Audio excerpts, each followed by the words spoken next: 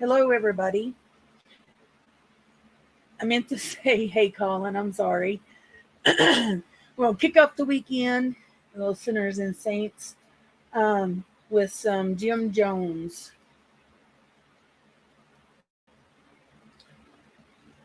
in Jonestown. Now, this is not very long. I just thought I'd throw something together real quick, kind of do something. Here is all of your warnings. Please take time and go back and read those so I do not get the big S. Everybody over 18. Too much fault. I'm sure everybody's heard, excuse me, about Jim Jones and the things that he's done. He's classified as a murderer. His characteristics are founder of the People's Temple.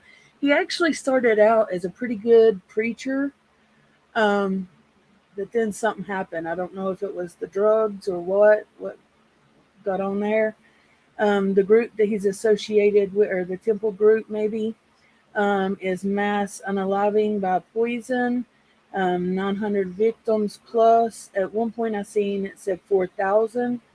I don't know. The date of the Elms was November 18th, 1978. He was born and May 13th, 1931. I was looking at the dates to see if they were kind of related, but victim's profile: he unalived men, women, and children, shooting and poison in Jonestown, Guyana. Am I saying that right, y'all? And then he unalived himself. His name was James Warren Jim Jones, and then we already know the dates. Was the American founder of the People's Temple group, which became synonymous with the group unaliving after the November 18, 1978 mass unaliving by poison in their isolated agricultural international community called Jonestown, located in the country of Guyana. I'm not saying that right. Guyana. Jones was found dead from a gunshot wound to the head among 909 corpses there. On November 18th, this is what caused the unaliving to go down. Excuse me. On November 18, 1978, Congressman Lee J. Ryan was unalived in Guyana along with four other individuals. Congressman Ryan was visiting Jonestown for the purpose of conducting a congressional inquiry into the activities of the People's Temple and Reverend Jim Jones. The FBI investigated his murder under the code name Rumor, and in 1986, Lawrence John Layton was found guilty in the U.S. District Court, Northern District of California, of several federal violations, including conspiracy to unalive and congressman, or a congressman.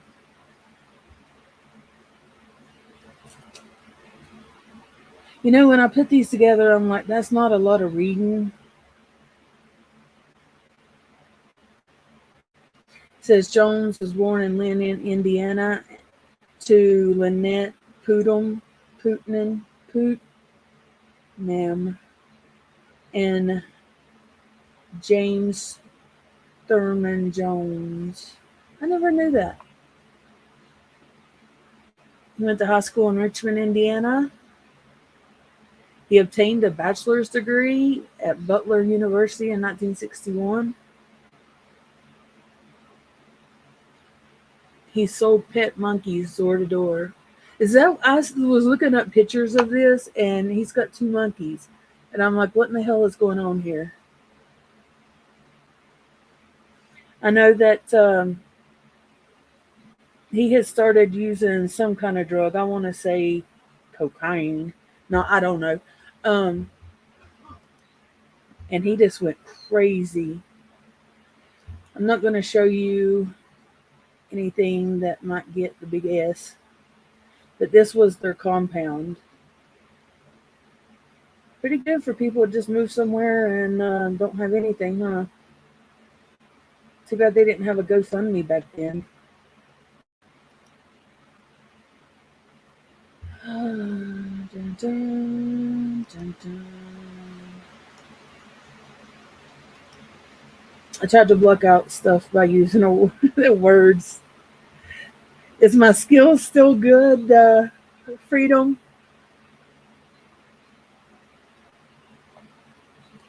Let me see your comments real quick. He was crazy. Let me see if I can go back and see what that bachelor's was in, because that honestly surprised me.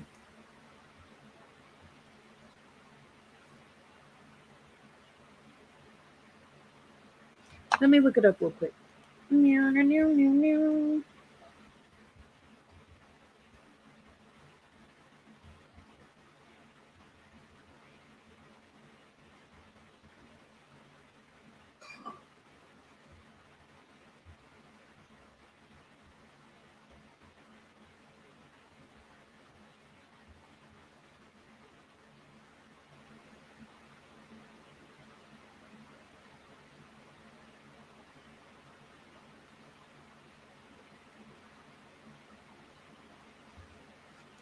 I'm not seeing it, but I just figured out something. Y'all gotta remind me of this. I forget. I'm old. Okay, let me go back and show you some pictures. Morning. If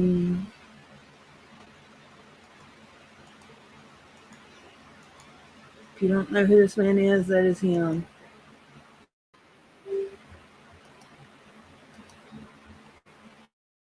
See, imagine if he had a GoFundMe, because he raised money to.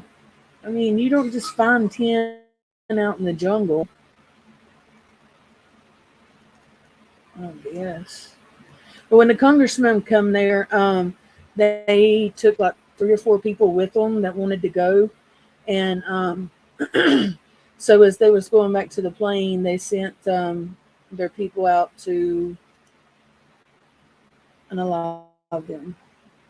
This is when he first started out. He's a preacher. He had a cute little sash around his neck, a nice color. Then he built this thing here, rode some stuff. I'm assuming that's what it is. It's some sort of bucket. I can't tell. But then the congressmen come, and then this happened, and now there's a monument. I had to throw this in, people. Come and see Jonestown. Have a drink in paradise. See? He's got a stairs around through here, too. Maybe that's it. I just didn't know. Oh, here it is. Look at that. That's a pretty color. I like that. Holy shit. This was him over there. I would say probably before his drug-induced days.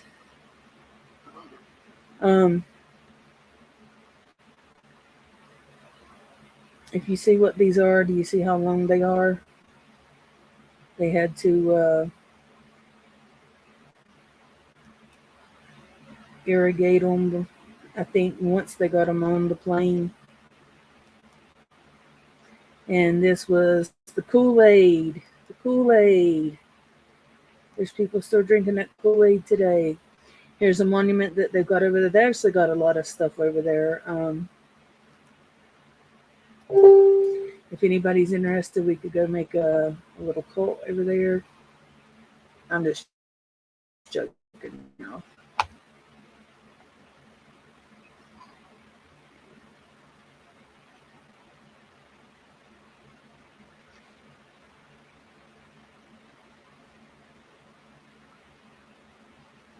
Secondary education education. Okay.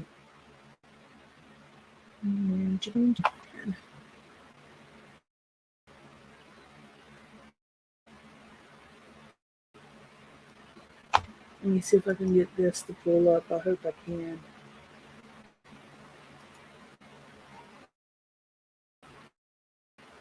Where to go? Telling y'all loose shit.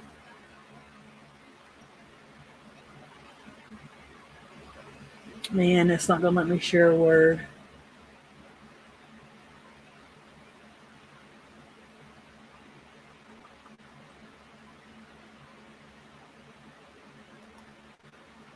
Well, let me see. God, I look awful. Oh, I look really awful. Ever since been taking that shot, um, my hair has been falling out like crazy. I think it's stress and that. But let me read you some things that I founded. There was investigations. Of course, that was the congressman. Then he visits the compound. Violence breaks out because more people were leaving than he expected, and due to the limited seating available on the small Cisnera aircraft, Ron had, and that was Congressman Ron, had chartered back to Georgetown. Ron planned on sending a group there, my lord, and staying behind until the rest could be scheduled to fly. Temple members Don Slay, nickname I have no idea, acting directly under Jones's orders, attacked Ron with a knife.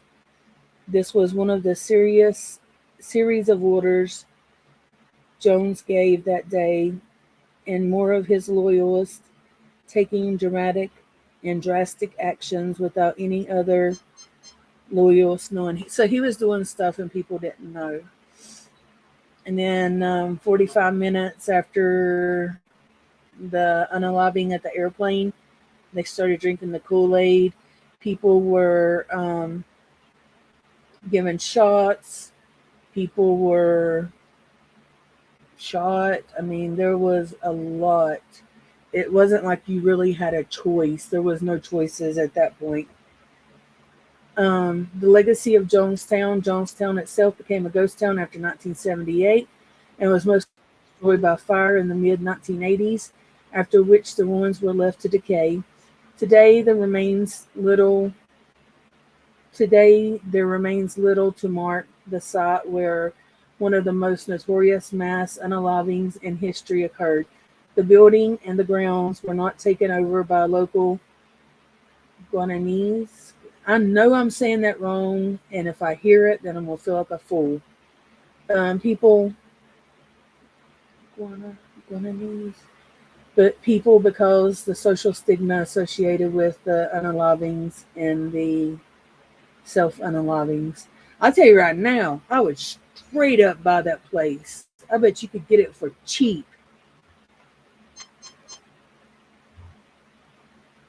What's y'all's thoughts on this?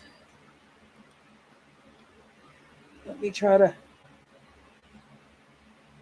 get my hair a little better so I don't look so crazed. Look how much it's grown out. I don't want to dye it because I'm afraid that I thought first that's what was making it fall out. Ghana, Ghana. Freedom, you are always there to help me with it.